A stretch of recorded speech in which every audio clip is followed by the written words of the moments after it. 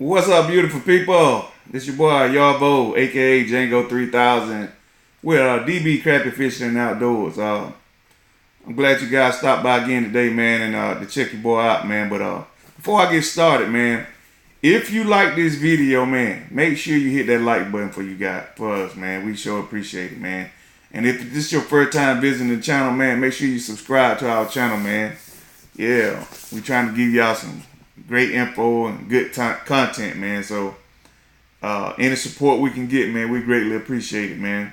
But what I want to talk to you guys today about is I want to revisit a subject that we talked about a couple of weeks ago regarding the best or the easiest method to locate fish on your particular lake. And we talked about using the Navionics app from the App Store. But with further review, a couple of comments I got from that video, guys, they were confused about the app because they actually changed the name of the app. I didn't know it. I had the app so long that I just went by whatever the name was at first. But it was initially called Navionics, but now they recently renamed it Boating HD, and the version that I use is Boating HD U.S. Marine and Lakes, and I think it cost me about $14.99. Very inexpensive for that type of mapping software. But what I want to talk to you guys about today was I explained how you could use the map to find the fish symbols on the map, navigate to the fish symbols, scan the fish and find them. Look at the creek system, follow the creek system, all that.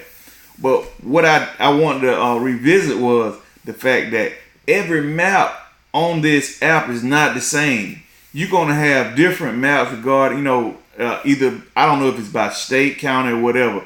But all these maps aren't the same because I actually did a comparison between my lake and the lake that me and the guys fish in Florida.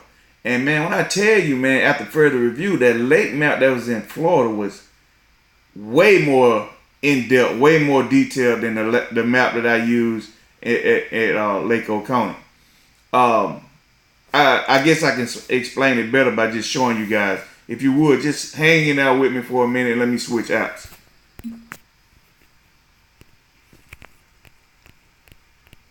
All right, let me zoom out. I'm gonna go back to my particular lake, Lake Oconee. All right. Here we go. All right.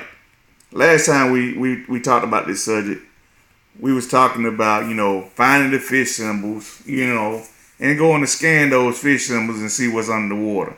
We also said, follow the creek channels and, where the creek bends, explore those areas, see what kind of cover you can find under the water. Well, if you look at this map, it's in detail. It shows you the topography of the water, creek system. It got fish symbols on it. It tells you the depth in different places. And not only that, it's a road map as well. But the map I want to show you guys is the map of this lake that we actually go there annually to catch humongous bluegills. I'm sorry I didn't give you guys that footage this year, but we had so much going on. But we normally go to this lake every year. It's called Crescent Lake in this place called Crescent City, Florida, just outside of Palatka, Florida. Yeah, right here, Crescent Lake. Well, the good thing about this lake is we normally go here to catch bluegills, but this particular year that we went, man, a storm came through, a hurricane or something. They just totally destroyed the habitat of the bluegills that we normally targeted. So that year that we went, man, we didn't know where to fish outside of that bluegill bed. So we pulled out the map, and I started looking at the map, and I said, man, this is crazy. But I'm going to show you what I found. If you look at this map, it looks exactly like the map that I showed you of Lake Oconee, with one exception. If you look at the crosshairs, this lake actually lists particular fish species in different locations on this map. Look at that, bluegill. You go up here on this part of the map, largemouth bass. You go down here, it shows you like scattered timber, whatnot. Check this out. You want to catch crappie? This is the location you go to catch crappie. I did not know at the time that this map would be in this much detail. If you see, look at this, crappie. It show you crappie here, bluegill. Look at that snag right there. Emergent vegetation. Well, we looked at this map, man, that particular day after we were unsuccessful finding the bluegill in that location.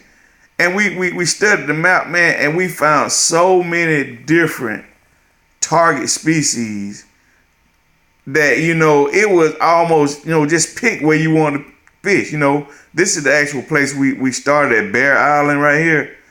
Look at that, ruins. I mean, it's so much information on this map versus the map that I use in Lake Oconee. You can actually look at this map. If you want to go catch largemouth bass, go to the location that's showing on the map and lower my hole. That's where you're going to find that particular species. It doesn't get any easier than that, man. Look, they named the coves, the land map. Look at cypress tree. It tell you the type of trees in this water, man. Emerge, look at that. Submersible piles, man. Everything. You know, if somebody were to tell me a submersible pile was in the lake somewhere, I would run to that because I know crappie a hold to it, man. But this map has so much detail, man. You can't even help but to go there and catch fish. But we took this map, man, and we went to this place called Dead Lake because everybody kept bragging about how big the crappie was at Dead Lake. Well, we followed this lake down there, man, and if you see this little channel, they built a channel between these two lakes, man. And we trolled in this lake channel right here, man, and we caught so many gigantic crappie, man. It wasn't even a joke. It felt like a joke, man.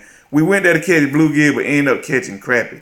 All because we looked at this map, followed the information that was on the map, and we went and we caught fish. So you guys, man, I don't know about your particular map, you know, because you're going to have it, once you download this app, man, you're going to have the ability to download maps in any location within the continental United States. So if you download maps in your particular area, don't just look at the maps of the lakes that you know that you normally fish. Try some of those lakes that's on the map that you hadn't fished yet, and they may have way more details and information in the map that you actually use, man. I mean, you talking about easy to find fish, man.